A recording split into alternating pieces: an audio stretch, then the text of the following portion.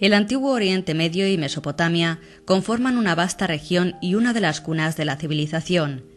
Es en esta extensa zona donde se produjo la transición fundamental desde las formas de vida basadas en la caza y la recolección hacia la agricultura.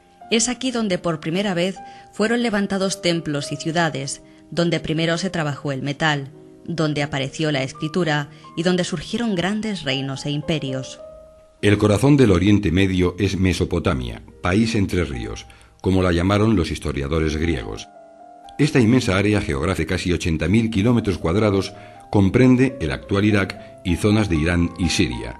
Fueron los ríos Tigris y Éufrates quienes, gracias a irrigar las fértiles llanuras por las que discurren, posibilitaron la vida en esta región de condiciones extremas, con temperaturas actuales por encima de los 50 grados en verano y muy escasas lluvias anuales.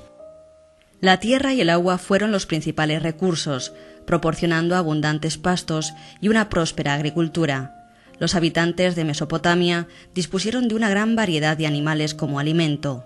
Las estepas estaban pobladas por gacelas, gamos y onagros. En las montañas había ciervos, jabalíes, tigres, leones, osos y cabras salvajes. Hacia el 6500 a.C., ovejas, cabras, cerdos y vacas están en la dieta de las gentes de Mesopotamia. No será hasta finales del tercer milenio antes de Cristo cuando el caballo y el camello sean domesticados. La aparición de la agricultura supuso grandes cambios. A partir del 8500 a.C., la sedentarización se extiende por el Próximo Oriente. Lugares como Jericó, Sanidar, Karim Sefir, Jarmo y otros presentan grandes avances en la agricultura y las técnicas materiales. En la meseta de Anatolia, Hazilar, Suberde y Khan Hassan muestran un alto grado de civilización, pero el asentamiento más grande y mejor conservado es Shatal Huyuk. Con una superficie de 12 hectáreas, en todo el asentamiento pudo haber unas 1000 viviendas en las que debió vivir una población de más de 5000 personas.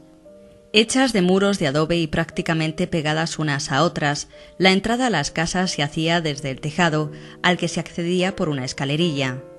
La decoración de las viviendas, con pinturas, cráneos y cuernos de toro, entre otros elementos, así como las estructuras llamadas santuarios, han permitido sugerir que su población alcanzó un alto grado de ritualización.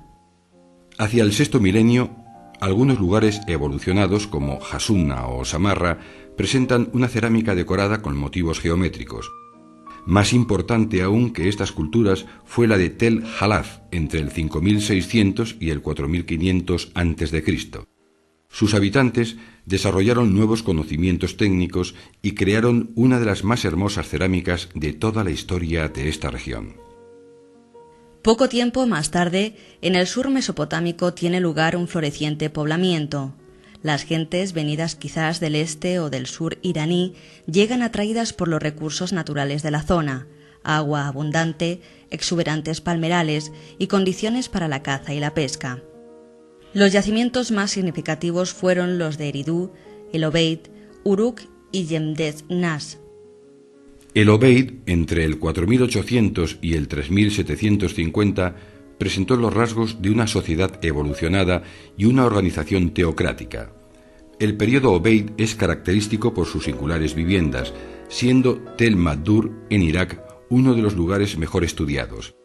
En este sitio, las excavaciones arqueológicas sacaron a la luz una vivienda, la casa de Usaid, construida con paredes hechas de ladrillos de adobe. Constaba de una larga habitación central, flanqueada por una serie de cuartos de menor tamaño. Pero lo más interesante de todo fue que en el lugar se hallaron restos de la vida cotidiana, como vasijas para comer, beber, cocinar o almacenar alimentos, azadas de piedra, piedras de moler, etc. Uruk aporta a la humanidad los más antiguos ejemplos conocidos de escritura, entre el 3500 y el 3000 a.C. Es esta ya un sistema completo con más de 700 signos distintos, y su función debió ser sobre todo económica, para el control y la administración de la riqueza de los templos. Las primeras tablillas de barro consignan la cesión de productos tales como el grano, cerveza o ganado. Otras son listas en las que los escribas aprenden a leer y escribir. Los signos son muchas veces sencillas figuras de significado evidente en las que, por ejemplo, una espiga representa a la cebada. Con el paso del tiempo se adaptó la forma de los signos para escribirlos con un punzón de junco. El resultado fue que las incisiones tenían forma de cuña, de ahí el nombre de escritura cuneiforme. Junto con la escritura, otras invenciones de este periodo están en el camino de la civilización. La cultura de Uruk, ya sumeria y extendida por toda la Baja Mesopotamia, proporciona el pleno dominio de nuevas técnicas, como la rueda y el carro, la navegación, el torno de alfarero, el arado o la fundición de metales. El trabajo del cobre y a partir del cuarto milenio antes de Cristo, el método de la cera perdida permitió fabricar objetos de oro, plata y plomo. Al mismo tiempo que surgen estos avances, la sociedad se va haciendo cada vez más urbana. Ciudades-estado como Lagash, Ur, Kish o Tutub, entre otras muchas, pueblan el paisaje de la Mesopotamia meridional, ahora dividida, estamos en el tercer milenio, en dos grandes regiones, Sumer y Akkad. Las ciudades sumerias como Cafadie están dominadas por un gran templo y aparecen rodeadas de murallas, pues son frecuentes las disputas. Algunas incluso llegan a los 24.000 habitantes y cuentan con un gran mercado. Proteger la propiedad individual y garantizar los tratos se convierte en una cuestión importante, y para ello se fabrican sellos cilíndricos en los que se graban escenas que quedan marcadas al pasarlo sobre una superficie de arcilla. Las ciudades-estado, aunque eran políticamente autónomas, compartían rasgos culturales como el idioma o la religión. El gobernante de una de estas ciudades, Sargón de Akkad, se alzará sobre el resto y fundará el primer gran estado de la región, el acadio, hacia el 2400 a.C. Paralelamente, los templos de las ciudades van evolucionando hasta convertirse en ziguras escalonados. Uno de los más antiguos y famosos se construyó en Ur, hacia el 2100 a.C. El gran zigurat de Babilonia pudo haber inspirado la descripción bíblica de la Torre de Babel. Hacia el 2000 a.C., desaparecida ya la supremacía acadia por presiones externas, Oriente Próximo es una tierra de ciudades-estado en guerra, donde cada una aspira a lograr la supremacía militar y política, estableciendo complicadas alianzas. El funcionamiento político se conoce bien gracias a las tablillas descubiertas en los palacios reales de Mari y Ebla. Estas tablas de barro ilustran tarifas e impuestos, cantidades de esclavos y artesanos o datos sobre las ciudades vecinas. Los reyes de Babilonia, Larsa y Esnunna, dirigen federaciones políticas. El más importante de todos es Hammurabi, rey de Babilonia entre 1792 y 1750 a.C. Hammurabi dictó un gran código legal que cubría gran variedad de temas, acuerdos comerciales, disputas matrimoniales, litigios sobre tierras, etc. La Gran Babilonia, cuyo nombre significa la puerta de los dioses, vive ahora en todo su esplendor gracias a ser el centro del culto al dios Marduk. Con su gran zigurat, sus murallas, su puerta de Istar, sus maravillosos jardines y sus relieves vidriados, Babilonia se convertirá en una ciudad mítica. A partir del 1500 a.C., la región vivirá tiempos convulsos. Mientras en Egipto se consolida el Imperio Nuevo, el Imperio Hitita domina Anatolia y el reino Mitanni controla la cuenca alta del Éufrates. Las relaciones son tensas, se sitian las ciudades y se libran batallas en campo abierto. Durante este periodo, hasta el año 1155 a.C., las ciudades del sur de Mesopotamia están dominadas por la dinastía casita, quienes tenían su capital en Babilonia. Los casitas introducirán el kudurru, un tipo de mojón usado para registrar las cesiones de tierra. Hacia el año 1000 a.C. comienza una época dominada por la construcción de grandes imperios. El primero es el asirio, que hacia el 700 se extenderá desde el Mediterráneo oriental hasta la llanura iraní. Los gobernantes asirios adornaban sus ciudades más importantes con templos y palacios como los de Dur-Sarruquín, ahora Jorsabad, ciudad levantada por Sargón II. El monarca es ahora el gran dominador de pueblos y caudillo de expediciones guerreras, y para su goce y señal de omnipotencia se levanta el palacio, símbolo de su poder. El poder asirio no durará mucho, pues una coalición enemiga saqueó las ciudades reales en el año 612. Esto dio paso a un nuevo imperio en Oriente, centrado en Babilonia, que será también derruido en el 539 por otro poder emergente, el de los persas. Ciro el Grande será el fundador de un imperio que con el tiempo se extenderá por Irán, Mesopotamia, Siria, Asia Menor, Tracia y parte de la India. Uno de sus grandes gobernantes, Darío, mandará fijar su residencia en Persépolis, ciudad que comenzará a enriquecerse de manera fastuosa, gracias especialmente a sus palacios. Las tumbas de estos y otros gobernantes dejarán constancia del esplendor de la civilización persa. Sin embargo, diversas rebeliones y guerras debilitaron el poder persa. Las ambiciones expansionistas de un joven rey macedonio, Alejandro Magno, le llevaron a enfrentarse y derrotar fácilmente al otrora poderoso imperio persa. Era el año 331, y la derrota persa no solo ponía punto final a una era en la que Mesopotamia fue, de alguna manera, el centro del mundo, sino que marcaba el inicio de otra en la que el poder se trasladaba en adelante a las florecientes naciones del Mediterráneo.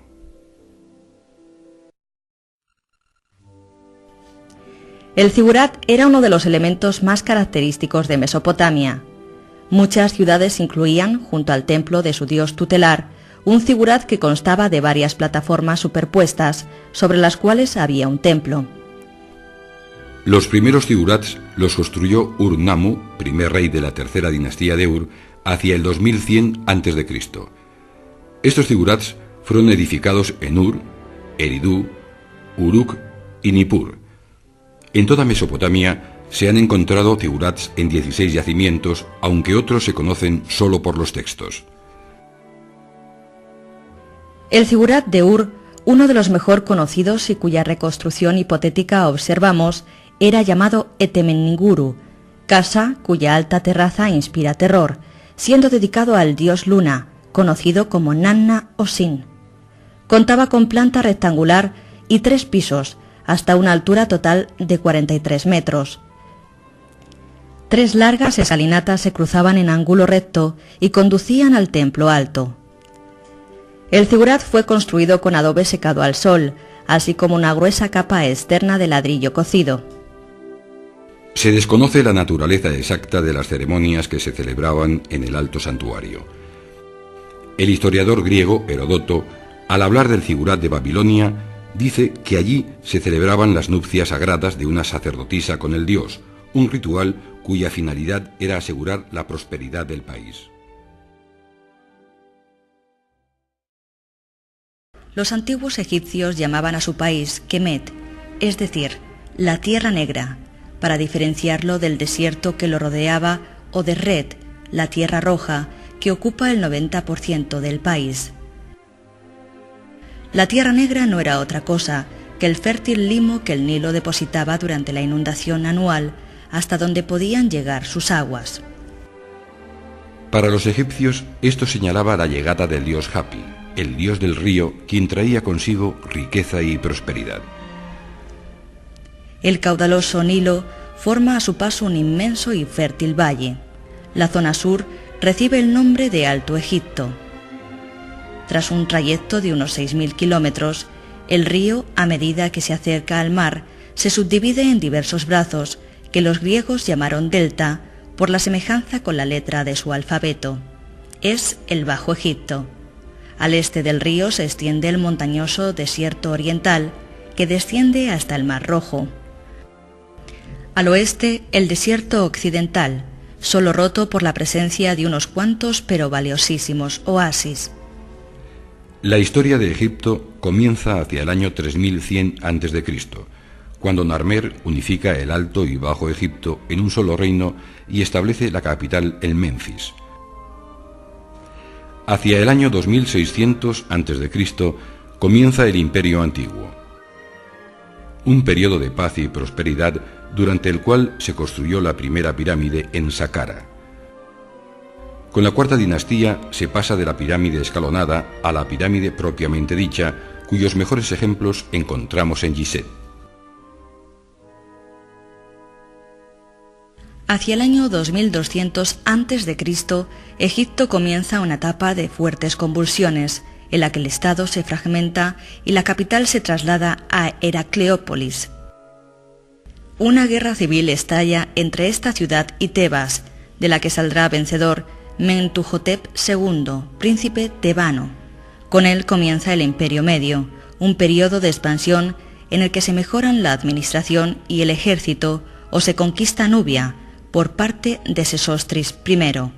Este periodo de tranquilidad declinó con la invasión de los Hicsos, etapa conocida como Segundo Periodo Intermedio.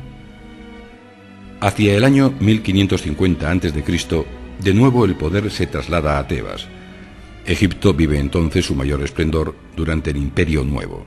Tutmosis es el primer faraón que se hace construir una tumba en el Valle de los Reyes. Su hermana Hatshepsut sube al trono y manda levantar el templo funerario de Deir el-Bahari. En el exterior, Egipto vive días de gloria. Tutmosis III conquista Siria y Amenofis III entabla relaciones con Babilonia y Mitanni. Seti I lucha contra libios, sirios e hititas, mientras Ramsés II, el más glorioso de los faraones del Imperio Nuevo, se enfrenta a hititas en Cadés en el año 1274 a.C. y firma un tratado de paz que confirma su dominio. También durante el Imperio Nuevo sucederá la herejía de Amenofis IV, al proclamar como dios único al dios solar Atón y hacerse llamar Akenatón, desplazando la capital a El Amarna. Tras su muerte, Tutankamón abole el culto y devuelve la capital a Tebas. El esplendor del Imperio Nuevo toca a su fin cuando Egipto fue invadido por pueblos extranjeros, persas, los griegos y más tarde los romanos, que gobernaron hasta el siglo VII después de Cristo. El idioma y la cultura del antiguo Egipto permanecieron olvidados durante 1 millar de años, rodeados de un halo de misterio y romanticismo. Con el paso del tiempo, las noticias de los viajeros sobre sus espectaculares monumentos despertaron cada vez mayor curiosidad. En 1798, el descubrimiento de la piedra de Rosetta permitió descifrar los jeroglíficos y abría una puerta por la que se asomaba un mundo fascinante. El conocimiento del antiguo Egipto se incrementó con los trabajos de aventureros y arqueólogos que permitieron, y aún lo hacen, rescatar del olvido el glorioso pasado egipcio, patrimonio de la humanidad. Son muchos los lugares cuya mera contemplación permite apreciar, siquiera por un instante, el esplendor de la tierra de los faraones. Remontando el río desde el delta, nos encontramos primero con Gizeh, una extensa explanada en la que se levantan majestuosas las 3 grandes pirámides de Keops, Kefren y Micerino, la única de las 7 maravillas del mundo antiguo que ha sobrevivido hasta nuestros días. Se trata de un conjunto funerario construido en el margen occidental del río, pues el oeste, el lugar donde se pone el sol, era el lugar de la muerte. Guardando la necrópolis de Gizeh, permanece, impasible a los avatares del tiempo y los hombres, el rostro de la Esfinge. Su mirada milenaria, cargada de misterio, contempla el sol naciente en el horizonte. Nilo arriba, más hacia el sur, proseguimos nuestro viaje para encontrarnos nuevamente con un lugar sagrado, Saqqara. Es este el gran cementerio de la cercana capital, Menfis. El lugar aparece dominado por el gran complejo funerario construido por el faraón Zoser y su pirámide escalonada, la primera levantada en Egipto hacia el año 2650 a.C. El Nilo, verdadera columna vertebral, nos lleva ahora hasta la legendaria Tebas, la antigua Uaset, ciudad de los vivos, dominio del dios solar Amón, dador de la vida. Está situada en el lado oriental, por el que nace el sol. Para su gloria se construyó en Karnak el más grande de todos los templos, el Ipe-Ishut, y durante 1600 años todos los faraones quisieron dejar aquí su impronta, ampliando o embelleciendo sus edificios. Muy cercano estaba el templo de Luxor, que era visitado cada año durante la hermosa fiesta de Opet por la imagen de Amón, que bajaba el Nilo y celebraba allí su unión con la reina, hecho que aseguraba la descendencia divina del rey y su regeneración. Frente a Tebas, reino del sol, de Amón y de la vida, se situaba al oeste del Nilo el reino de Osiris, el dios de la muerte, justo por donde se pone el sol. Aquí, entre el Nilo y la montaña, muchos faraones ordenaron que les fuera construido un lugar para la otra vida, un castillo de millones de años, templo recordatorio para la celebración de su culto. Los valles de los reyes y de las reinas guardan en sus numerosas tumbas, decoradas con vivos colores, los secretos de sus moradores, profanados ya desde muy antiguo por la ambición y la curiosidad. Aquí se encontró la majestuosa tumba de Tutankamón y su maravilloso tesoro que había de acompañar al joven faraón en la otra vida. También al oeste del Nilo se hizo construir la reina Hatshepsut su propio templo funerario, en Deir el-Bahari, hacia el año 1466 a.C., llamado por los egipcios Geser-Geseru, el sublime de los sublimes. Prosiguiendo viaje Nilo arriba, llegamos a Edfu, el reino de Horus, el dios halcón. En el año 237 a.C. se inició la construcción de su gran templo, sobre otro precedente. El templo, el más grande de Egipto tras el de Karnak, es también el mejor conservado, y sus paredes, plagadas de inscripciones, le convierten en una verdadera biblioteca grabada en la piedra. Muy cerca Nilo arriba, llegamos a Kon Ombo, dominio de Aroeri y Sobek, el dios de cabeza de halcón y el de cabeza de cocodrilo. El gran templo que podemos ver hoy en día fue fundado en el siglo II a.C. y es también uno de los mejor conservados. Estamos llegando al final del viaje. La construcción, durante el siglo pasado, de la gran presa de Asuán puso en peligro muchos monumentos que corrían el riesgo de ser inundados. Uno de los más espectaculares era el templo de Isis en Philae, que hubo de ser desmontado y reconstruido piedra a piedra en su emplazamiento actual. Comenzado a construir en el siglo III a.C., fue un lugar de adoración con diversos santuarios y sepulcros en los que se celebra a todas las deidades envueltas en el mito de Isis y Osiris. La última sorpresa del viaje se nos reserva para el final. Todavía más al sur, ya en la Alta Nubia, encontramos los dos templos de Abu Simbel, semiocultos a la mirada exterior hasta el año 1817. Como en el caso de Philae, ambos templos también fueron trasladados por la construcción de la presa de Asuán.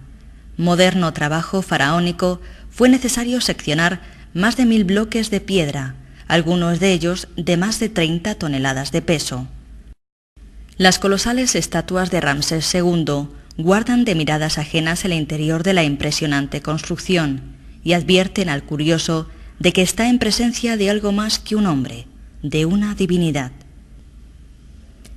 Dentro, en el santuario, se nos muestra al faraón junto con las estatuas de Ptah, Amón-Ra y Ra-Horakhti, exhibiendo así su poder divino. Eclipsado por la grandeza del gran templo de Ramsés II, el más modesto de Hathor no desmerece sin embargo en belleza. En él, Ramsés se hizo representar en la fachada junto con su esposa Nefertari, ambos con las mismas dimensiones, testimonio del prestigio de la reina. Hemos acabado nuestro viaje, apenas un esbozo. Mucho es lo que queda por ver y aprender. El tiempo, enemigo de los hombres, se ha conjurado para ocultar el esplendor de la tierra de los faraones, pero la piedra, dura y tenaz, resiste y aún resistirá para mostrar la gloria del país del Nilo, del pueblo de la Tierra Negra. La ciudad de Atenas era una urbe populosa en cuyas calles angostas convivían casas pequeñas y pobres con edificios grandes y lujosos. Un conjunto de casas descubierto cerca de la Acrópolis nos sirve para realizar una reconstrucción hipotética de una de ellas, de finales de la época clásica. Sobre el plano vemos que la disposición de las casas tiene una forma irregular, siendo la del medio mucho más grande, con 10 habitaciones en la planta baja y un amplio patio. El acceso a la vivienda se realizaba a través de un pequeño pasillo que desembocaba en el gran patio central, verdadero corazón de la casa, donde se situaba el altar para los sacrificios a los dioses familiares. Alrededor del patio se disponían las diferentes estancias. Al otro lado del patio hay una sala con pavimento de mosaico, probablemente para realizar recepciones. Esta estancia da acceso a una dependencia trasera de uso desconocido. Atravesando de nuevo el patio, llegamos al comedor de los hombres, el andrón o sala de banquetes. En esta sala los varones celebraban el simposio, un banquete privado muy popular en Atenas. Los invitados se recostaban sobre unos lechos llamados cliné, situándose ante ellos unas pequeñas mesas para tener a su alcance alimentos y bebidas. La planta superior del edificio alberga las habitaciones. En este edificio, el gineceo, la parte de la casa reservada para la esposa, las hijas y las siervas, debía situarse en la parte superior. Las ventanas son escasas y pequeñas. El dormitorio principal, al igual que el resto de las habitaciones, tenía muy pocos muebles, cama y algunos taburetes y baúles. Los muros de la casa fueron hechos de adobe, apoyados en un zócalo de piedra. Los tejados, cubiertos de tejas de terracota, eran sustentados por viguería de madera. Desconocemos cuál fue el aspecto de las paredes, aunque muchas casas tenían sus muros enlucidos y pintados, generalmente en color rojo, el más popular, con un zócalo blanco.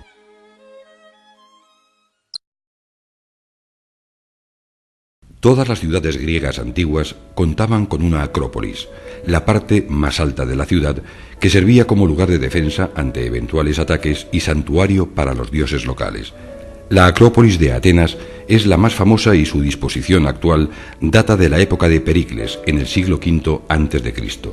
Al conjunto de la Acrópolis se accedía por los propileos, dejando a la derecha el templo de Atenea Nike y a la izquierda la Pinacoteca.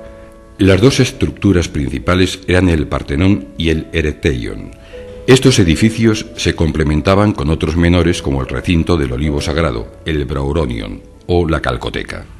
Al recinto se accede a través de una empinada rampa y unas escaleras que nos acercan a los majestuosos propeleos construidos por Menesicles, levantados con mármol blanco del Pentélico. Esta vía ascendente era una monumental puerta de acceso al recinto que se iba abriendo a la vista del visitante a medida que subía los escalones. El edificio más importante de la Acrópolis es el Partenón, templo dedicado a Atenea Partenos, virgen en griego, la diosa protectora de la ciudad. En el frente observamos 8 columnas de orden dórico que se repiten en las columnas de los laterales. Los relieves del frontón están dedicados a los dioses del Olimpo, mientras que en las metopas apreciamos 4 famosas luchas mitológicas. En el friso se dispuso la procesión de las Panateneas. Frente al Partenón se encontraba el magnífico Erecteion, abierto a los 4 vientos. El edificio, proporcionado y sutil, combinaba diversos lugares de culto relacionados con Atenea. Formando un saliente sobre una pared desnuda, destaca el bellísimo pórtico de las Cariátides, gráciles estatuas de mujer que sostienen sin esfuerzo aparente la cubierta. El magnífico recinto de la Acrópolis y el Partenón quedó seriamente dañado en 1687, cuando los venecianos dispararon un proyectil sobre el edificio que en aquellos momentos había sido convertido por los turcos en un polvorín tras haber sido anteriormente mezquita.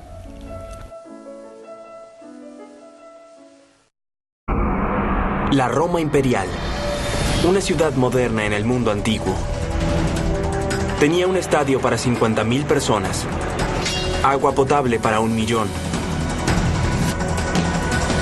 Mientras que la mayoría del mundo vivía en chozas de lodo, los romanos construyeron torres de apartamentos y el Panteón, la cúpula perfecta.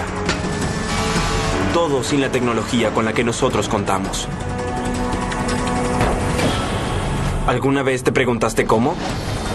Son 2.5 toneladas. ¿Podrán hacerlo 3 personas? Hemos reunido un equipo de personas que resuelven desafíos de la ingeniería todos los días. van a imaginar, recrear y comprender la forma en que los romanos inventaron lo imposible. La ingeniería de lo imposible, Roma. Este trabajo no es para la arqueología convencional. Nuestro equipo va a ocupar el lugar de los hombres que construyeron Roma. Steve Burrows es un ingeniero estructural internacionalmente conocido. Está estudiando algunos de los grandes monumentos modernos, incluyendo la pieza central de los Juegos Olímpicos de Beijing. Así como el Estadio Nido de Pájaro es un símbolo icónico de los Juegos Olímpicos de Beijing, este anfiteatro era un símbolo icónico de Roma. Y quiero meterme en sus profundidades. La guía de Steve es la doctora Melinda Hartwig, una experta en el mundo clásico. La tarea del diseñador arquitectónico Charlie Laxton es observar y descifrar el plano y el diseño de estas construcciones. Mientras que a 8.000 kilómetros de allí, en la Universidad de Lafayette, Luisiana, el doctor Chris Carroll ha montado un laboratorio. Él y su equipo de construcción van a poner todo en práctica. Ver lo que hicieron 2000 años atrás y que aún siga en pie es sorprendente.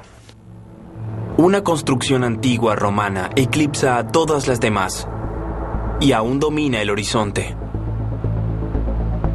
Tiene 15 pisos de altura. Cubre un área enorme. Es el Coliseo. La gente iba a ver a los gladiadores y a los delincuentes luchar. Miles de personas perdieron la vida aquí. Pero a pesar de su pasado sangriento, a pesar del hecho de tener 2000 años, todos los estadios deportivos construidos tienen una deuda enorme con él. Y todos los ingenieros que se le acercan tienen la misma reacción. ¡Wow! Increíble, ¿no? Lo primero que te llama la atención cuando ves el Coliseo desde afuera es la magnitud, su altura sobre el suelo. Es una estructura enorme, y su intención es proclamar la riqueza y el poder de Roma. Lo más importante era mantener a la gente feliz. Mantenerlos entretenidos era la forma para llegar a las personas. Es un lugar de barbarie y excesos. Pero su diseño y construcción son muy complejos. Una planificación meticulosa para realizar una tarea determinada. Hay muy pocas construcciones que uno sepa lo que son y lo que hacen con solo mirar el plano. Pero el Coliseo es una de ellas. Al mirar esto, sabes que es un anfiteatro, pero el diseño es de alrededor de 2000 años. Desde ese entonces, todos han copiado esta idea. O volvieron a los principios básicos sobre qué funciones debe cumplir un estadio. Terminaron con algo que se parece mucho al Coliseo. ¿Cómo llegaron a este diseño? ¿Qué pasaba por las mentes de los hombres que diseñaron y construyeron el Coliseo? Después de todo, fue el primero que se construyó. Ellos crearon los planos. Formé parte de la construcción de varios estadios grandes internacionales y todos tenían problemas similares soluciones también. Lo esencial es manejar multitudes. Una gran cantidad de personas se reúne en un solo lugar en un momento determinado. El Coliseo tenía capacidad para 50.000 personas. Mucha gente tiene que entrar a estos edificios de forma segura e irse de forma segura. Lo primero que hay que considerar en el diseño de un estadio es cómo hacer que las personas lleguen a las gradas de forma directa y segura. Y por eso hay tantas aberturas en las paredes externas de un estadio. Sin dudas, quienes construyeron el Coliseo pensaron lo mismo cuando hicieron 80 aberturas al nivel del suelo. 76 son entradas. Hay que considerar que cuando están en las gradas, deben ver bien lo que sucede en el campo, por lo que se necesitan asientos de esta forma. Se necesita que tengan este tipo de curva, lo que crea un triángulo en la estructura con la carga más pesada en el exterior. Hay una razón muy clara de por qué este diseño no ha cambiado en casi 2000 años. Es la única forma de asegurarse de que todos puedan ver. Si se observa el interior de la tribuna, puede verse una sección transversal triangular. Todo el peso se centra en el exterior. La elección del material es esencial. En una estructura moderna, el armazón externo se hace con acero o refuerzo de hormigón. Pero en este caso, está hecho con piedra. En resumen, se debe construir una pared de piedra de 46 metros de altura. tiene que ser lo suficientemente fuerte como para soportar mucho peso, pero no tan maciza como para derrumbarse o hundirse en el suelo.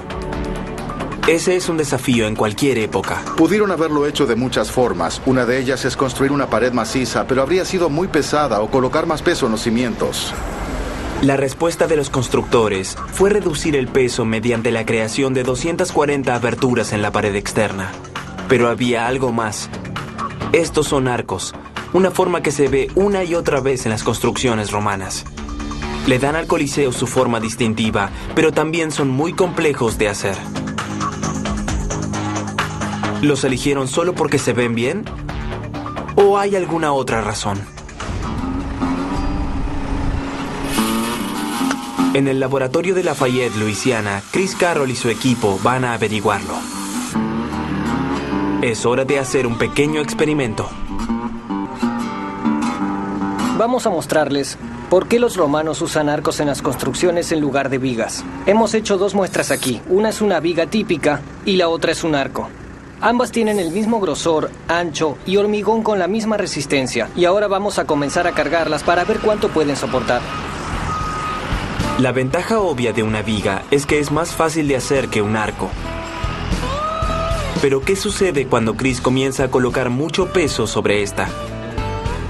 Cada uno de los bloques de concreto pesa 540 kilos, igual que un auto pequeño. Un bloque. 2 bloques. Lo soporta. Soporta 1.600 kilos. Pero luego... fracaso catastrófico. Si los constructores del Coliseo hubieran utilizado vigas para hacer esas entradas, nunca habrían terminado el segundo piso. Ahora el arco. Muy bien, colócalo y retrocede. Toma 2 más.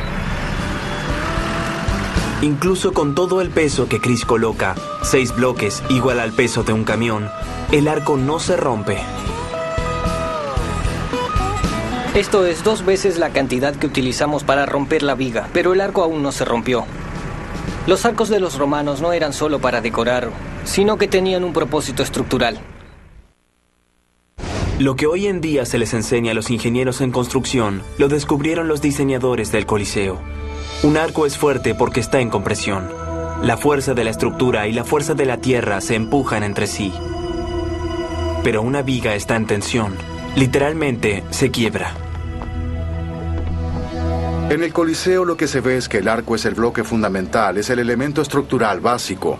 Por eso el edificio tiene esa resistencia. Y el Coliseo es una construcción muy fuerte. Las exigencias de un estadio son muy diferentes a las de otras estructuras. Cuando se lo utiliza, cabe la máxima cantidad de personas en forma cómoda y segura.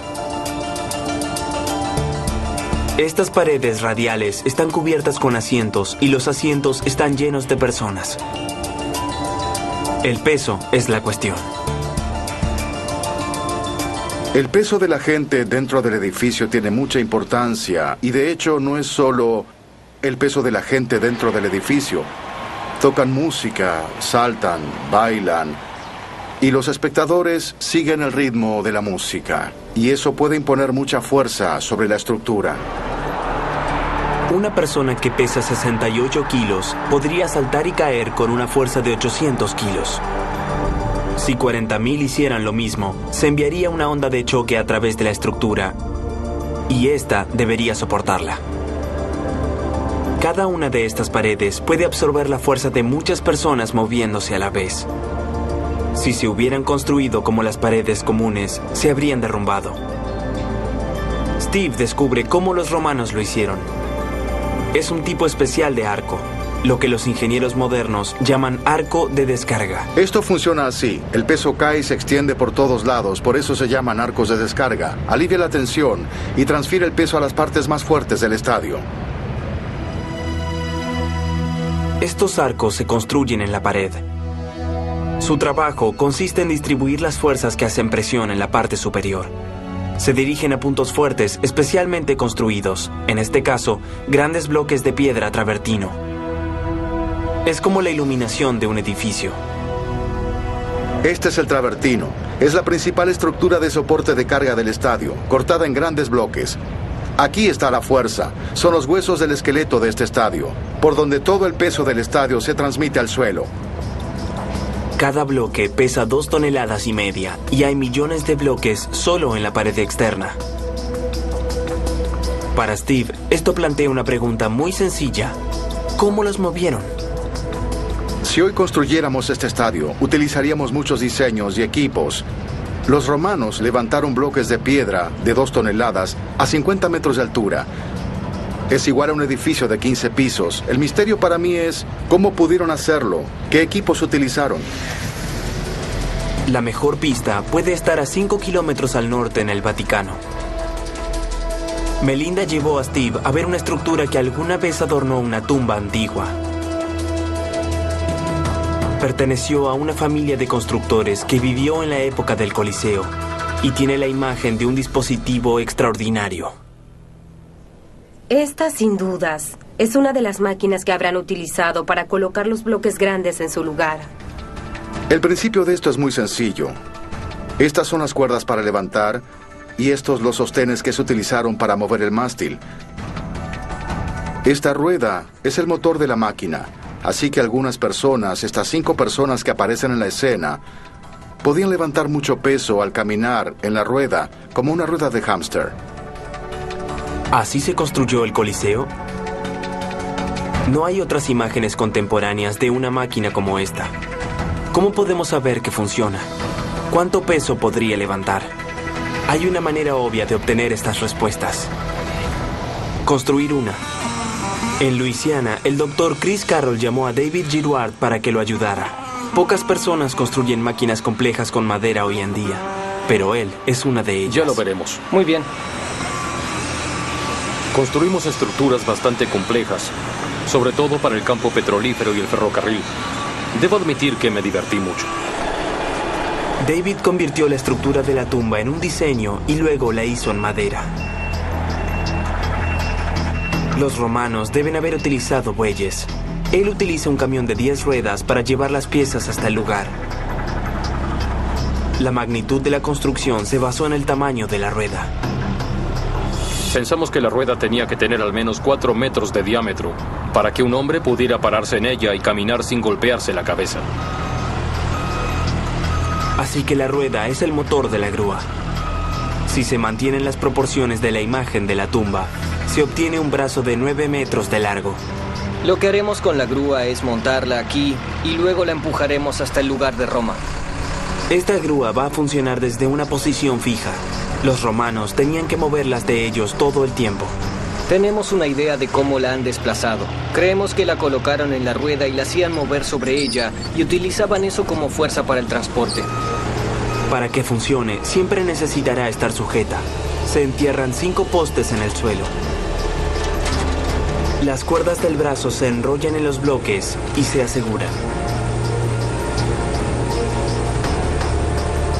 Colocamos 2 poleas triples en cada lado del brazo y bajaban a un poste para amarrarlas.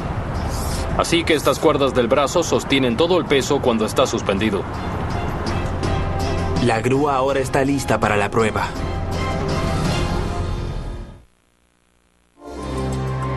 La estructura del Coliseo está hecha de bloques de piedra de 2,5 toneladas. Como son muy pesados para levantarlos con las manos, los romanos deben haber utilizado una máquina. En Luisiana la construyeron y el doctor Chris Carroll quiere ver si funciona. Imaginen cientos de estas alrededor del Coliseo romano. Esto se utilizó para colocar los bloques en su lugar. Y uno de los componentes principales que permite hacerlo es el sistema de poleas. Este sistema de poleas que tenemos reducirá el peso que se levanta en un factor de 8. El sistema de poleas, un polipasto, es una de las invenciones más importantes y potentes de la historia.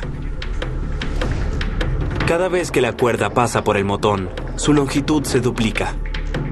Este aumento en la distancia disminuye la fuerza que se necesita para levantar la carga. Se llama ventaja mecánica. En la grúa, las poleas hacen que la carga sea 8 veces más fácil de levantar. Ahora podemos ver las proporciones del diámetro de la rueda y del diámetro del eje. Por ejemplo, si la proporción es 10, podremos reducir la fuerza que tenemos que aplicar en un factor de 10. La rueda extiende el trabajo. Debido a que es 10 veces más grande que el eje, cada vez que gira, genera 10 veces la fuerza. Si se monta todo, la grúa debería hacer que cualquier carga sea 80 veces más fácil de levantar. Ahora lo siguiente es conseguir algunas personas y ver cuánto podemos levantar. Esta grúa fue diseñada para levantar el peso de un bloque en el Coliseo, 2.5 toneladas. Pero esta es la primera vez que Chris lo intenta.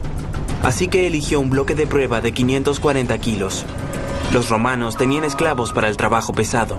Chris tiene a sus alumnos. Muy bien, Rachel. Comienza a caminar. Rachel es 10 veces más liviana que el bloque, pero con la ventaja mecánica de la grúa, ella debería poder levantarlo sin ayuda. Y lo hace. Siento que corro cuesta arriba. Puede levantar un bloque de 540 kilos con muy poco esfuerzo, corriendo cuesta arriba, como ella dijo. Funciona. Pero ¿podría ser esta la forma en que los que construyeron el Coliseo levantaron las piedras enormes a tantos metros de altura? Rachel pide refuerzos. Para que la grúa dé resultado, tiene que levantar más de 2,5 toneladas. Son 2.5 toneladas. ¿Podrán hacerlo 3 personas? Por supuesto. Bien, veamos qué sucede. Por la forma en que el sistema de poleas funciona, el equipo tendrá que caminar por mucho tiempo para que el bloque se mueva. Las cuerdas se están estirando. Puedo oírlas.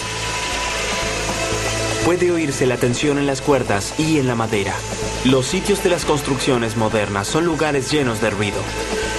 Pero este es el sonido de la ingeniería romana antigua. Rachel, Harrison y Giglio estuvieron caminando durante 3 minutos. Tenemos que levantarlo. Bien, veamos. Y las 2.5 toneladas se levantaron del suelo. Muy bien, es bueno. Manténganlo así. De acuerdo, levantaron 2.5 toneladas a 1 metro del suelo. ¿Cuán difícil fue? Fue un poco difícil, teniendo en cuenta que lo hicimos con 3 personas. ¿Por qué? ¿Porque les falta el aire? Ya sabemos cómo los ingenieros romanos podrían haber levantado los bloques. Pero antes de eso, antes de que pudieran colocar un bloque, se enfrentaron a un gran desafío. Desde el principio, el emperador ordenó que el Coliseo se construyera en el centro de Roma. Iba a ser la pieza central de una nueva ciudad segura. El problema era este. El lugar elegido se encuentra en una planicie aluvial rodeada de 4 colinas. En Roma cae más de medio metro de lluvia por año y desemboca hacia abajo. Es el último lugar que un ingeniero elegiría. Es una situación conocida para Steve Burrows.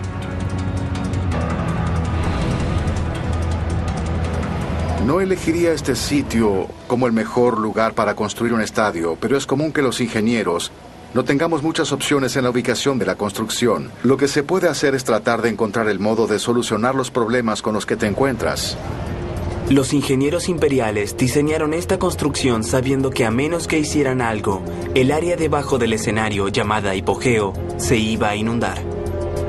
Esta es una parte fundamental de la construcción. El hipogeo es la estructura subterránea de un anfiteatro. Es la parte no visible de las producciones que se realizaban en el piso del anfiteatro.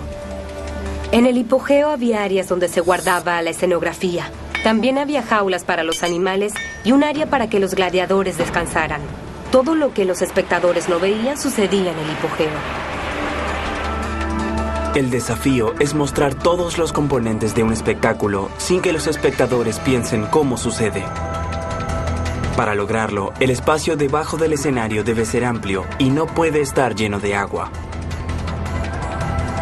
El Coliseo se levantó en una cuenca natural, donde hubo agua durante décadas antes de que el estadio se construyera. Bajo el piso del anfiteatro es posible acumular y quitar el agua. La primera etapa de la construcción fue solucionar este problema. Debajo de los cimientos hay un sistema de drenaje complejo y ambicioso. 4 desagües conectados a una red que se extiende bajo la ciudad. Recorre kilómetros hasta que desemboca en el río Tíber. Y no solo lleva agua. Los desechos de la ciudad y de los humanos hacen ese recorrido, como también la sangre del piso del anfiteatro y los restos de comida desechada por el público. Es probable que estos huesos sean de las personas que estaban utilizando el Coliseo y veían los espectáculos de los gladiadores, y debido a la falta de mantenimiento de este lugar, se llenó de todo tipo de desechos que provienen del Coliseo. Creemos que estos son restos de comida de alguien que miraba el espectáculo de los gladiadores. ¿Por qué no? Podría ser. Pero hay mucho más que desagües debajo del piso del anfiteatro. Este era un mundo oculto que contaba con todo lo necesario para realizar los juegos. Steve quiere entender cómo funcionaba, pero es frustrante. Se perdieron muchas cosas. Cuando caminamos por toda la zona del hipogeo, estamos en una construcción enorme, pero de hecho no se ve lo que había originalmente. Y la razón es esta, es como una radiografía, lo único que se ve son los huesos. Lo único que podemos ver son las paredes estructurales principales. No pueden verse todas las cosas que había allí y ahora no. Las historias antiguas cuentan que un sistema mecánico complejo transportaba escenografía, animales y combatientes por el piso del anfiteatro. En el Coliseo no hay rastros de esta máquina. Pero este no es el único anfiteatro que los romanos construyeron.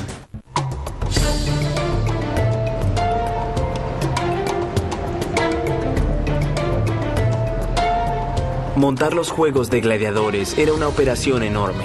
Gran parte del trabajo estaba oculto. Casi todas las máquinas que utilizaban desaparecieron. Sin embargo, en el Imperio Romano, la mayoría de las ciudades ofrecían sus propios juegos y tenían su propio anfiteatro. A 200 kilómetros al sur de Roma, en la costa mediterránea, está Pozzuoli. Pozzuoli era una ciudad portuaria, pero no una cualquiera. Era la entrada a un imperio. Ese anfiteatro era el testamento del poder de Roma, de su dominio, que podía controlar tantos recursos como también traer animales de los rincones más remotos del mundo. Debido a que la ciudad estaba tan bien conectada, el anfiteatro de Pozzuoli se especializaba en peleas de fieras y eso planteaba un desafío especial. ¿Cómo transportar los animales peligrosos de debajo del anfiteatro al piso del escenario? Probablemente lo construyeron los mismos que hicieron el Coliseo y en la misma época. Pero a diferencia del Coliseo, este estadio se conservó. Fue sepultado en el siglo V por las erupciones de un volcán cercano. Estuvo sin ser descubierto durante más de 1500 años. El piso del anfiteatro cuenta con 46 aberturas para trampillas.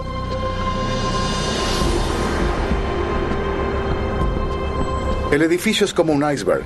Debajo del nivel del suelo donde hacían los eventos, se utilizó mucho la ingeniería para ofrecerles más flexibilidad en la serie de eventos dentro del edificio. Aunque lo esencial del juego es el asesinato brutal y la muerte, tenían el valor de producción de un espectáculo de Las Vegas. La mayoría de las actividades en el hipogeo se realizaban aquí en la entrada central, el área más grande de este complejo subterráneo. La primera impresión de este lugar es que es muy sencillo, solo 2 paredes altas de ladrillo paralelas.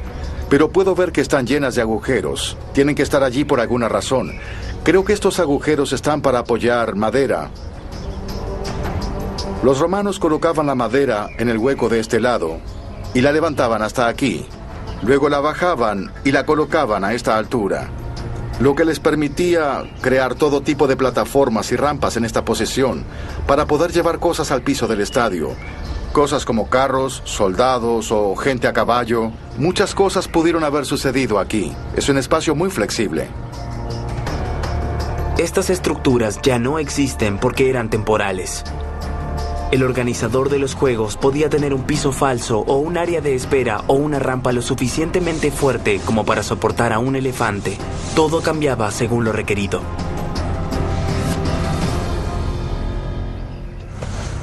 Aquí hay pasillos en 2 niveles diferentes. El inferior tiene escenografía y equipos, pero en el nivel superior es donde está el peligro. Justo antes de salir a pelear, los osos, los toros y los felinos grandes se quedan aquí. El desafío es lograr que suban al escenario de la manera más espectacular posible. Estoy parado en el nivel donde los animales estaban en jaulas. Estos huecos están en todo alrededor del estadio. En cada lugar hay una trampa. Hay 46 trampillas en el techo de este hipogeo que dan al piso del anfiteatro. Deslizaban la jaula en este espacio abierto y puedo ver las ménsulas, la estructura de soporte en la pared donde colocaban una plataforma temporal y la jaula estaba justo en la abertura para salir a la acción. La plataforma de madera recorría todo el largo del pasillo. Colocaban las jaulas justo debajo de la trampa, listas para la acción. Una vez que la jaula estaba en esta posición, tenían que subirla al piso de arriba.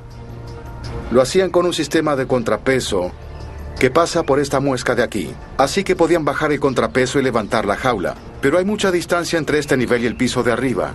Entonces el contrapeso tiene que bajar al piso del nivel inferior. A este mismo piso, por esta muesca de aquí. Y a medida que baja, se conecta a través de las poleas a la plataforma en que está la jaula. Y la jaula pasa por la trampa y sube al piso del anfiteatro. Cuando se recrea, el ingenio del sistema es fácil de ver. Funciona como un montaplatos moderno. En el estrecho espacio del hipogeo, el contrapeso produce la máxima velocidad de impacto con poca mano de obra. Tú como ciudadano romano tienes un asiento en la primera fila del anfiteatro de Pozzuoli. ¿Y qué ves? De repente de una trampa del suelo sale un león. Y tal vez de alguna otra trampa sale un oso. Y quizás podrías tener suerte y de otra trampa sale un toro. Y te sientas a mirar cómo estos animales comienzan a matarse entre sí. Arriba, el desafío de los constructores del estadio es asegurarse de que cada uno de los 20.000 espectadores puedan ver las peleas. Los estadios son estructuras únicas desde la perspectiva de la ingeniería. Tienen sus propios desafíos especiales. Sobre todo, se relaciona con la idea de que puede haber una gran cantidad de personas viendo todo lo que sucede en el escenario.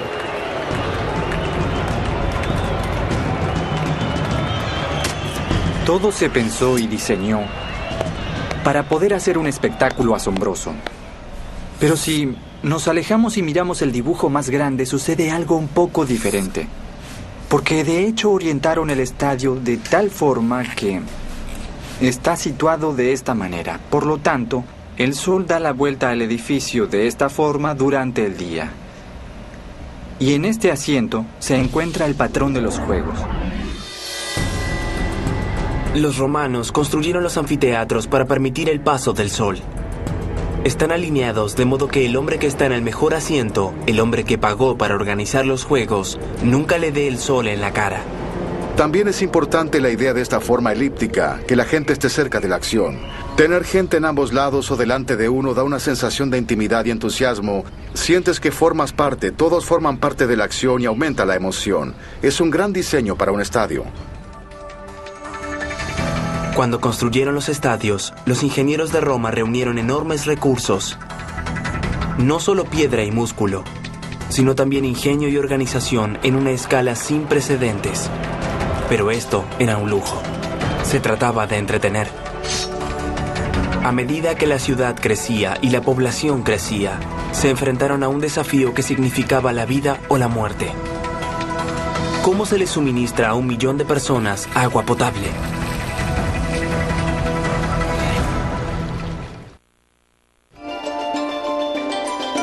Los romanos construyeron el anfiteatro más grande de la historia, el Coliseo. Era el punto central de la ciudad más grande del mundo, la capital de un imperio. Durante un periodo de 100 años, la población de Roma se cuadruplicó. Roma era una ciudad moderna en todos los sentidos. Había más de 1 millón de personas viviendo en esta ciudad. Con 1 millón de personas surgen varios problemas. El más urgente era el agua. Uno no elegiría construir Roma donde está. Existen varios problemas importantes. El primero es que está rodeada por 7 colinas y no hay manantiales ni fuentes de agua en la cima de estas colinas. Y hay solo un río, el Tíber. Y de él depende el agua potable para abastecer toda la ciudad. Pero también arrojan los desechos humanos, la basura e incluso los cadáveres. Todo esto ha contaminado mucho. Entonces, se necesita otra solución. Y este mapa muestra la solución romana. 11 recursos vitales que entran a la ciudad. Una red de acueductos.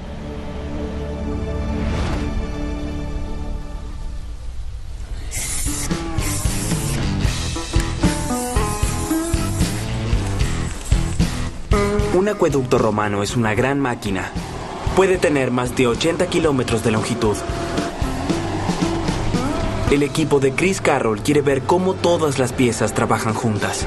Así que decidieron construir uno, con los mismos obstáculos, los mismos problemas, las mismas soluciones. Solo que un poco más pequeño.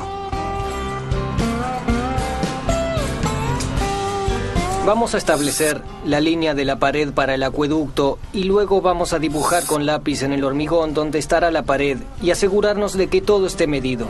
Incluso con los equipos de agrimensura modernos, construir un acueducto es un gran trabajo. El equipo de Chris trabaja durante la noche. ¿Un poco más? ¿Bien allí? Sí, verifícalo otra vez y asegúrate. El encofrado de madera le dará forma a la estructura. Tiene que ser preciso. Solo pueden colocar en concreto una vez. Bastante bien. No está nada mal. Me parece bien. La fuente de agua potable más cercana a Roma está a 40 kilómetros de la antigua ciudad. Steve vino hasta aquí para ver y comprender los desafíos.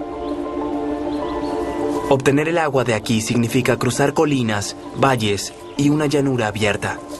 Hoy en día solucionamos estos problemas con bombas mecánicas y tuberías a presión.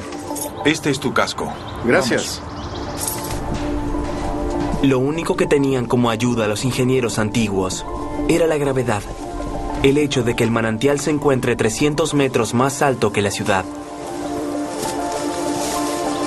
Creo que es muy impresionante cómo los romanos suministraron agua solo con la gravedad, desde las montañas hasta la ciudad de Roma.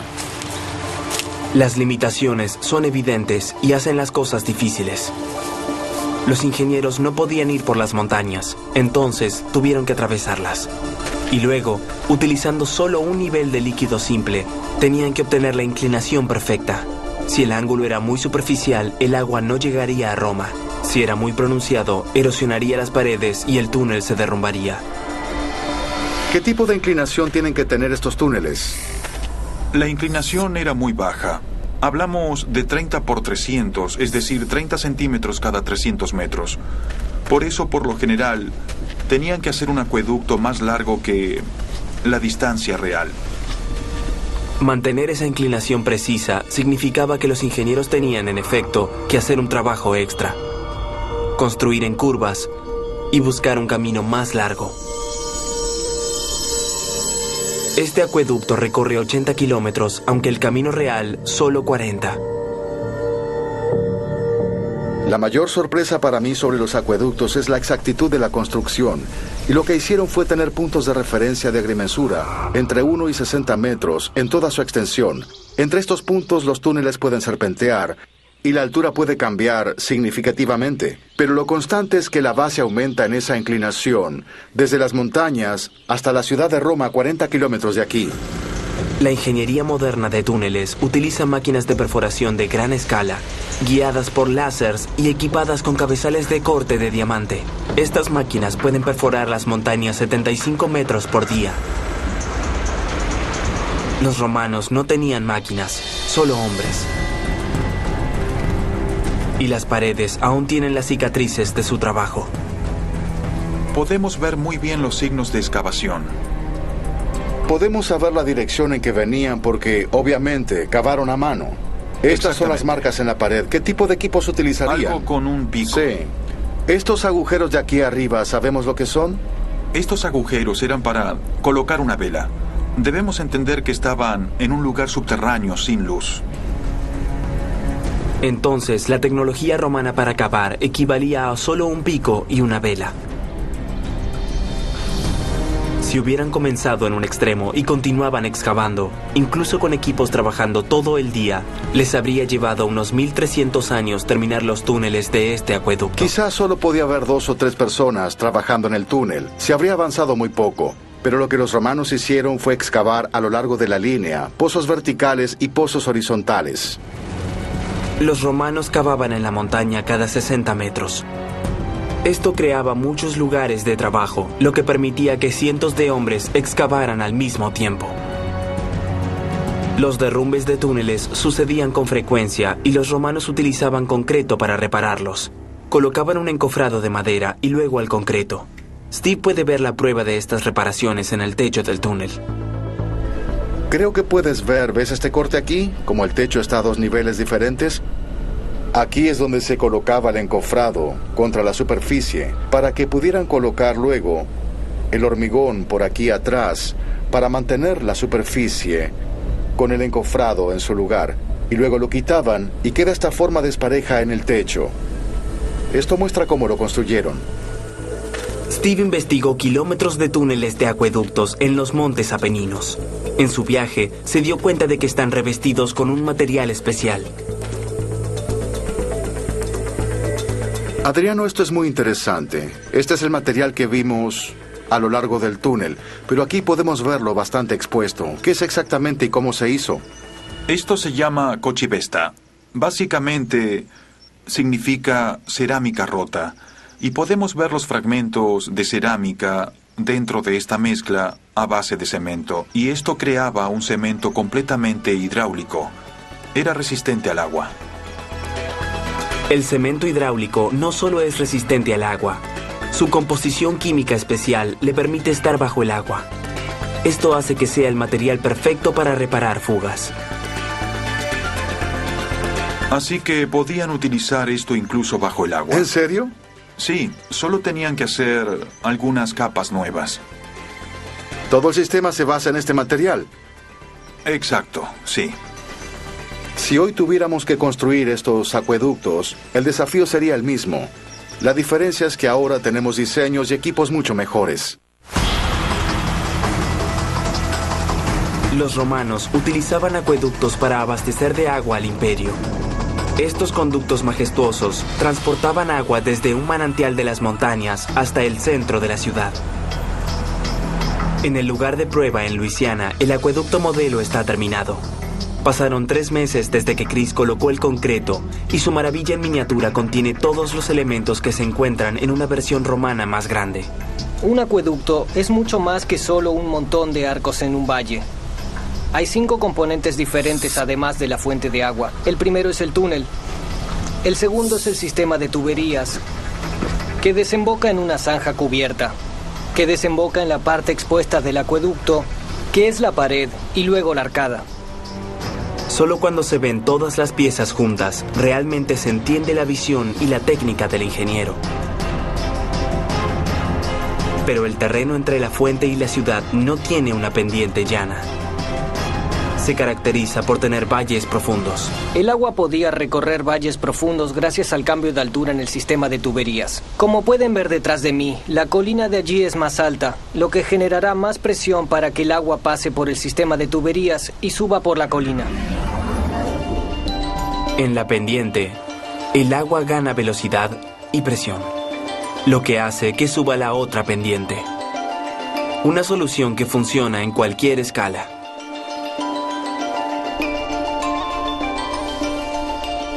Ahora el agua fluye con una velocidad constante y eso es gracias solo a la gravedad. Nuestro acueducto es en gran parte plano porque es imposible para cualquiera construir en las condiciones que los romanos hicieron los acueductos. Construir un acueducto de tamaño natural es una gran hazaña. Pero la construcción es solo el comienzo, porque una vez que está en marcha, nunca se detendrá. Bien, nuestro acueducto tiene 3 meses, pero ya comenzó a agrietarse. ¿Por qué es lo que sucede con el hormigón? Estos son problemas similares a los que los romanos pudieron haber tenido, pero esto nos recuerda que no es solo una estructura, es una máquina que abastece de agua a la ciudad. Steve viene a observar la parte más visible del acueducto. Hola, ¿cómo estás? La ¿Cómo sección elevada que recorre los últimos kilómetros hasta la ciudad.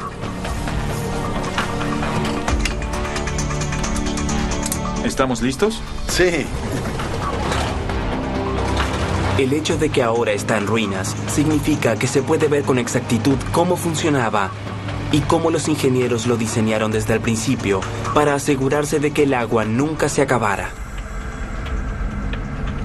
Bueno, Adriano, estamos aquí arriba, en la cima del acueducto, en el nivel más alto. Toda la construcción puede verse bien. Es como si alguien hubiera cortado una gran sección transversal. Sí, es una sección transversal perfecta. Estamos viendo dos acueductos aquí, uno encima del otro. Lo impresionante es que comprendían lo de la fuente de agua, dónde la enviaban y comprendían cómo construir esto. Pero también tenían que pensar cómo mantenerlas, cómo mantener la calidad del agua. No importaba cuánto los desafiaba la ingeniería, los romanos tenían una solución. El agua misma planteaba el mayor desafío. Como en cualquier sistema de tuberías, se obtiene una acumulación de depósitos minerales.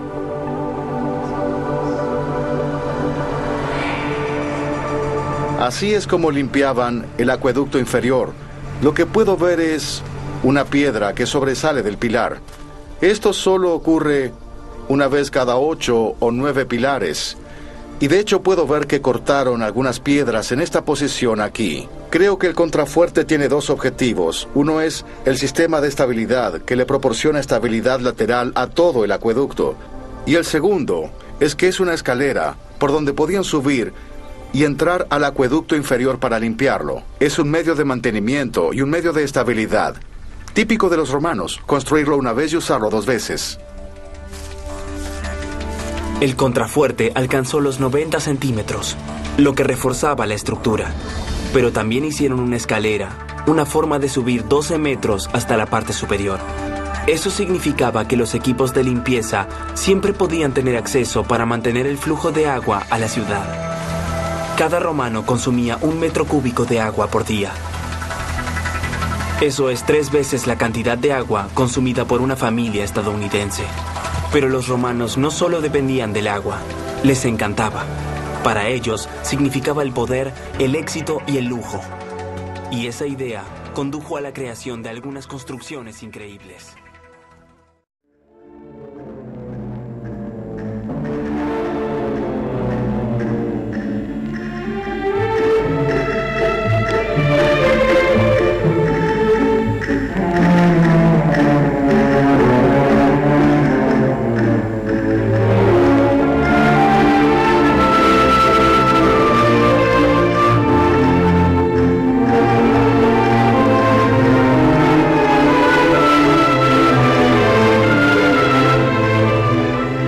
La gran mezquita de Córdoba es un concierto de la vista, nacida de un sueño y de una nostalgia, la del último de los príncipes omeyas. Con esta mezquita, el 785, comenzó el arte hispano-musulmán. Con ella se creó un nuevo tipo de espacio, sobre todo por la forma de los elementos que le dan ritmo, el hecho de hacer ascender y de mantener elevadas las masas por una estructura inferior más débil, nos da la impresión física de una respiración, de una elevación y de una expansión. Este sentimiento se refuerza por el hecho de que los arcos superiores son de medio punto y los inferiores son de herradura. Es un círculo que se dilata como un globo que se inflara en su ascensión. Una concepción así, sin precedente en la historia de la arquitectura o la ingeniería y nunca vuelta a adoptar después de Córdoba, constituye un desafío a las leyes del equilibrio, porque el peso mayor está arriba, en lo alto, y sus arcos reposan sobre los reducidos capiteles de las columnas, frágiles en relación con la enorme carga que sustentan. La solución técnica, como es normal dentro de la perspectiva islámica, está subordinada a consideraciones de tipo simbólico. No se trata de realizar una proeza arquitectónica, sino de crear un espacio de un nuevo tipo, acorde con las necesidades de un lugar destinado a acoger una gran asamblea de creyentes reunidos para orar conjuntamente. Este espacio es un espacio sin fronteras. El bosque de estas 1100 columnas de mármol, de dominante gris, pero con vetas de rojo oscuro y de verde marino, tiene cerca de nuestros ojos los destellos de la aurora, para pasar insensiblemente en la lejanía al dominante azul que tiene la noche. El conjunto de los arcos superiores despliega, por encima de nuestras cabezas, a pesar de su densidad, un auténtico encaje de piedra, en el que surgen infinidad de arabescos, de diseño siempre distinto, siguiéndonos en nuestra marcha por el desplazamiento de planos y el entrecruzarse de arcos y curvas. No podemos sentirnos nunca perdidos en este bosque encantado, aunque apenas percibamos sus límites, que se disuelven en la profusión de los fustes de las columnas o en el frondoso palmeral de los arcos, que nos impiden recordar que existe un techo.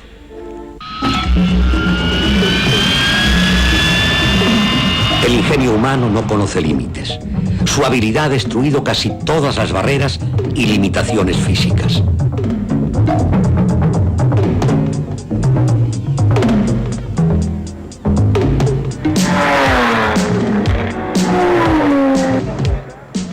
El hombre es rápido, vuela, domina los secretos de la materia.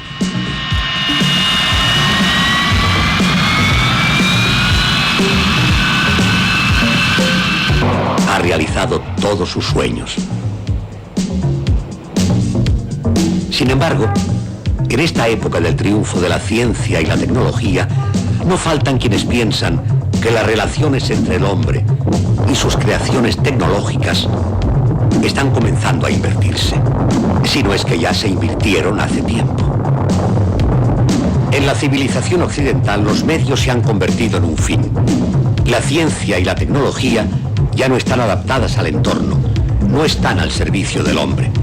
Antes, al contrario, el hombre y su entorno están subordinados al desarrollo autónomo y devorador de las ciencias y las técnicas. El resultado de esta inversión entre medios y fines es que, 2 siglos después de la revolución industrial, en la que falsos profetas predecían el desarrollo ilimitado del hombre de la mano de la nueva tecnología, la mitad del mundo lucha por su supervivencia y el resto afronta un porvenir lleno de incertidumbre. Esta enfermedad de la civilización occidental, rectora del mundo actual, ha sido llamada la modernidad. La capacidad de invención del ser humano es algo consustancial a su naturaleza. Nunca le ha sido posible dejar de inventar. El célebre árbol de la ciencia del bien y del mal, causa de la expulsión del hombre del paraíso, podría quizás ser llamado sin más el árbol de la ciencia. Porque la ciencia en sí no es ni buena ni mala, pero sus frutos sí que pueden ser aplicados tanto al bien como al mal. ¿Hay inventos necesarios y otros innecesarios? ¿Debería haberse detenido la cadena de los inventos, de los ingenios, cuando todavía estaba al alcance de la mayoría de los hombres su uso y su control? ¿Existió ese momento de la historia humana? En el siglo IV antes de Jesucristo, el joven Alejandro se convirtió en señor del mundo antiguo. Dominó toda Grecia, conquistó el imperio persa, Egipto y buena parte de la India. Era considerado como un semidios. La breve pero intensa carrera de Alejandro tuvo una gran importancia para el desarrollo de la ciencia universal. Decidió crear una nueva capital para su recién inaugurado imperio universal. Reuniría en ella todo el prestigio de las armas, el comercio y la sabiduría. Se llamaría Alejandría y estaría situada en Egipto, a orillas del Mediterráneo. Pero Alejandro murió antes de ver terminada su ciudad. Su heredero, Ptolomeo Sóter, era más afín a las ciencias que a las conquistas militares. Concluida la ciudad, se dispuso a hacer de ella un nuevo centro de cultura, digna heredera de Atenas, Egipto y Babilonia. gastó enormes sumas de dinero en reunir la más fantástica biblioteca de la antigüedad y fundó el Museum, el Templo de las Musas, al que atrajo a los principales pensadores del mundo civilizado. Durante 200 años la ciencia brilló con su máximo esplendor en la ciudad de Alejandro y Ptolomeo. Varios de los talentos más sobresalientes de la humanidad se desarrollaron en aquel propicio ambiente intelectual. Uno de estos hombres de la clase intelectual de Alejandría es el que más nos interesa para hacer un estudio de las ciencias físicas y mecánicas: Arquímedes. En Arquímedes se da el punto de partida de una nueva mentalidad. Con él nace el interés de los científicos para extraer a partir de las leyes físicas dispositivos mecánicos que den ventajas al hombre. Y con él, la ciencia comienza a tener una importancia directa en los asuntos de Estado. Es el primer ejemplo de un científico valorado y requerido por el gobierno en virtud de sus conocimientos prácticos. Otro alejandrino célebre fue Herón, constructor de máquinas curiosas y útiles, pero que no encontró eco para sus hallazgos. Su más famosa invención fue una turbina de vapor en estado embrionario, la primera utilización de una nueva fuente de energía. Pero su invento pasó sin pena ni gloria en una época en que la abundancia de esclavos no causaba problemas de mano de obra. Después del período alejandrino, el mundo clásico llega a una grave crisis de agotamiento. Multitud de causas se dieron cita para que aquel sistema antaño brillante y vigoroso se disolviera por falta de estímulos. Es un típico caso de agotamiento histórico del que hasta ahora no se ha librado ninguna cultura en particular.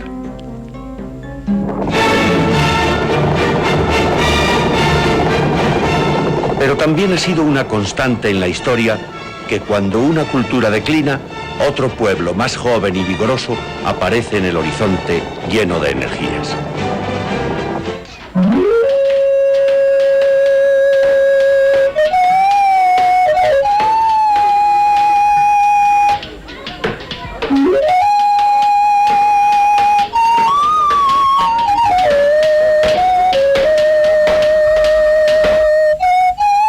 En cuanto a la utilización práctica de los principios físicos y de ingeniería, el Islam tuvo su visión particular del problema. Sus principales preocupaciones fueron eminentemente de orden constructivo y práctico, aunque también desarrollaron una tecnología no práctica, curiosa como diríamos hoy. Otras derivaciones de la ciencia y el maquinismo o no les interesaron o fueron consideradas abiertamente como un conjunto de conocimientos que, cuando no resultaban inútiles, eran al menos peligrosos.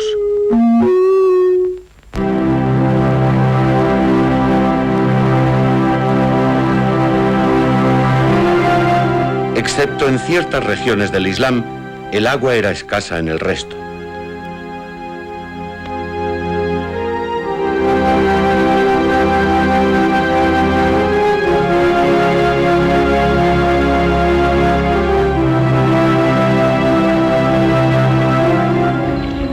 Al ser la agricultura el principal medio de vida de la época, se desarrollaron cuantos medios técnicos permitían un mejor aprovechamiento del líquido elemento. Las técnicas de extracción del agua comienzan con los sistemas de sondeo, a los que siguen toda clase de pozos artesianos y sistemas a base de animales, hombres o viento.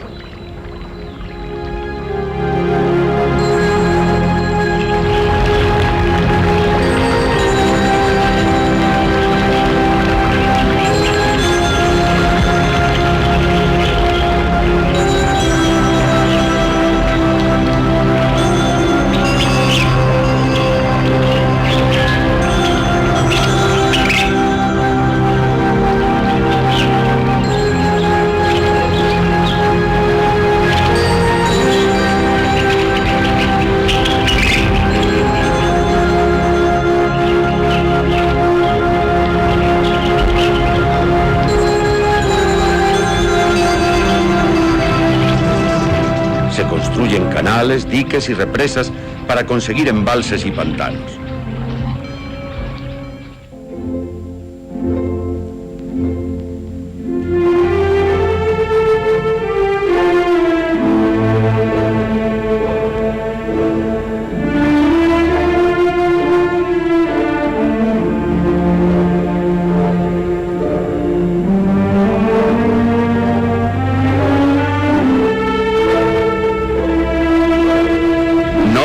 que a menudo se hacen gigantes y que han seguido en funcionamiento a través de los siglos.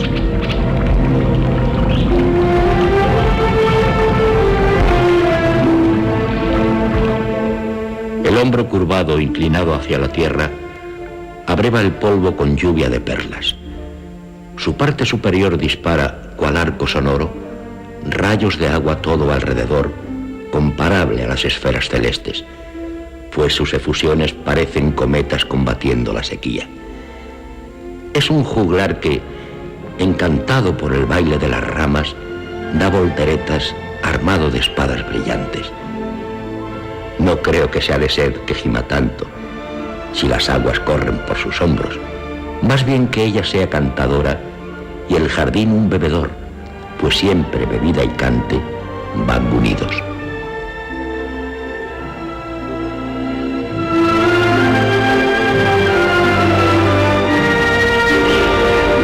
En el Tigris existió una extensa red de canales artificiales de navegación, de los que el más famoso fue el canal Isa, de 65 kilómetros de recorrido, que llegaba desde el río Éufrates hasta Bagdad.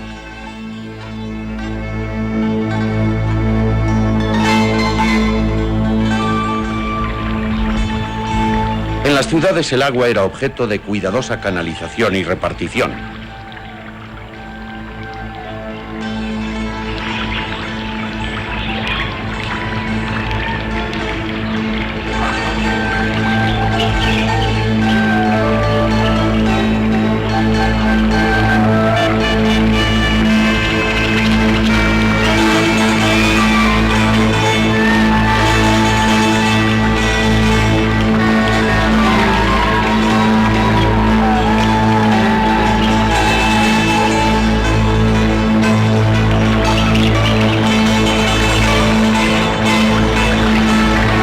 En el siglo XVI, el ingeniero italiano Geranello Turriano estudia los trabajos hidráulicos de los musulmanes en Toledo.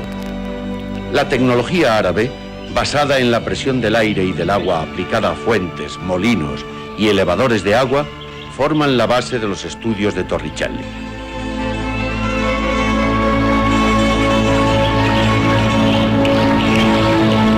En todo el mundo islámico han quedado testimonios de una destreza que ha sabido resistir sólidamente el paso de los siglos.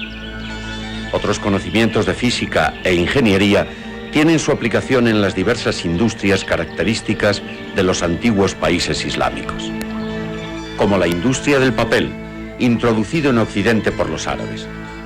Fueron famosas las fábricas de papel de Samarcanda y Jorazán. También fueron importantes las industrias del jabón y del azúcar de caña.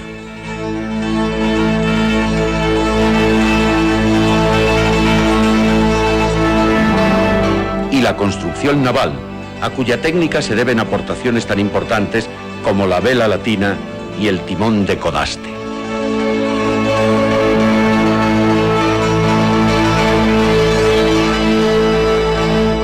El mundo árabe musulmán disponía de importantes recursos mineros. Sus principales zonas de explotación eran el Magreb, España y sobre todo Persia. Fue célebre la región de Ganzak, en el Kurdistán, que era conocida como Ecbatana de los magos. En ella se daban el oro rojo y el amarillo, la plata, el cobre y el mercurio. Fue una de las primeras refinerías de petróleo que han existido. Existían hornos de fundición en Jorasán, donde se llegaron a fabricar puertas de hierro de hasta 5 toneladas.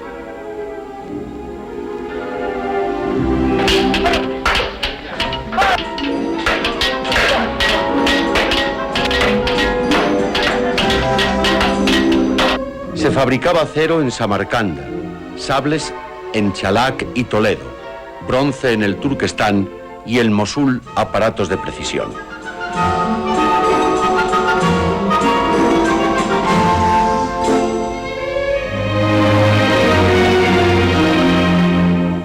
Además de estos aspectos industriales, se prestaba también atención al estudio de las leyes físicas que los posibilitaban.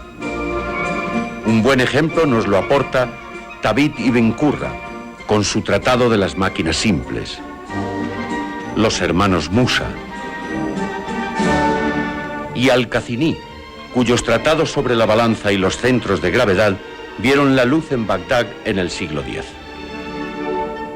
La otra tecnología, que fue muy apreciada entre los árabes, es la que podemos llamar no práctica, la que va más allá de las preocupaciones ordinarias del hombre.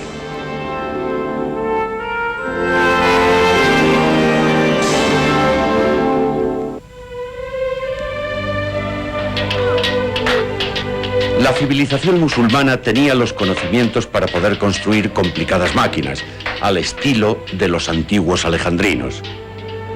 Pero su desconfianza hacia el maquinismo como algo que no está en armonía con el ambiente natural hizo que se consideraran los dispositivos automáticos más como objeto de entretenimiento que como vía de evolución científica.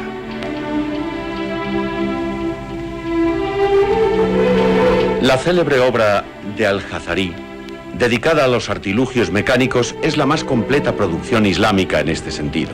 Recopilaba cerca de 400 complicados ingenios, entre los cuales algunos eran de uso práctico. En este tipo de tratados aparecen ingeniosos surtidores, aparatos hidráulicos, curiosos autómatas e instrumentos musicales automáticos. La mayoría de ellos no pasaron de ser objetos de distracción en las distintas cortes del Islam, porque la mentalidad musulmana consideraba peligroso desarrollar excesivamente la tecnología basada en el uso de metales o de fuego. Al igual que los chinos, que inventaron la pólvora pero nunca la utilizaron con fines violentos, los árabes antepusieron la armonía con la naturaleza a un excesivo desarrollo técnico que podía acabar volviéndose contra el hombre.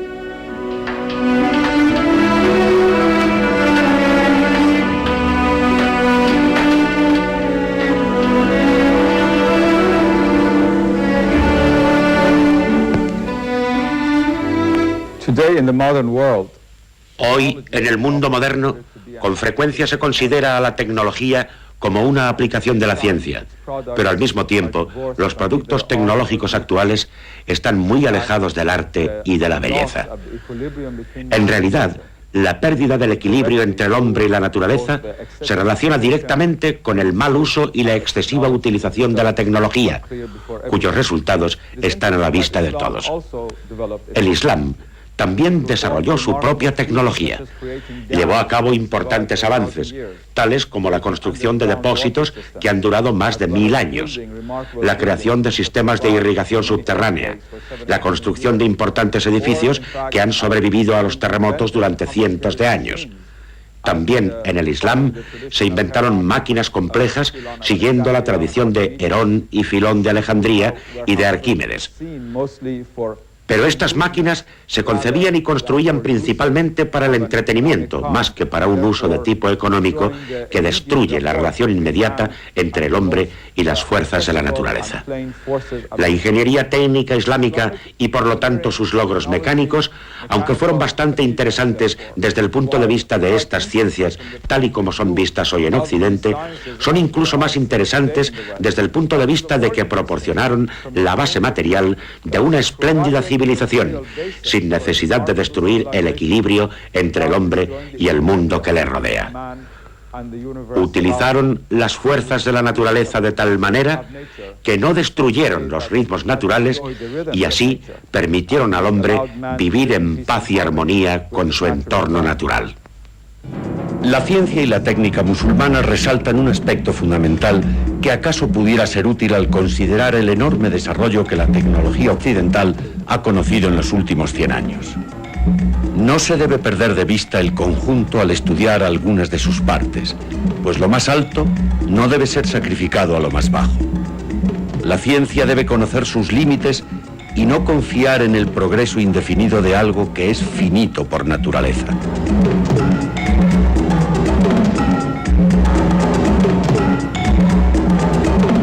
Desde esta perspectiva se expresaba el poeta del siglo XVI, Abd al-Rahman al-Jami, cuando en uno de sus versos nos confesaba: he perdido mi intelecto, alma, religión y corazón para conocer un átomo perfectamente. Pero nadie puede conocer al átomo en su totalidad. ¿Cuántas veces deberé repetir que nadie lo podrá conocer?